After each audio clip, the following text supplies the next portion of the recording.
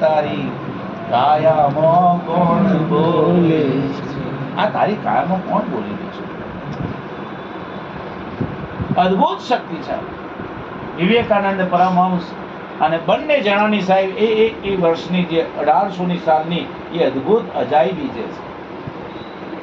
અને પછી સાહેબ એને કોઈ દિવસ કોઈ સંશય નહીં, કોઈ શંકા નહીં, બસ માત્ર ને માત્ર સમાધાન થયું છે. અને સમાધાન એવું થયું છે કે જેને જેને પણ એને વિચાર્યું છે સાહેબ એની અદ્ભુત પ્રેરણા બધાને મળી છે. આ જગતમાં સંતો મહાપુરુષોને પરમાત્માના રૂપમાં બધાએ જોયા છે.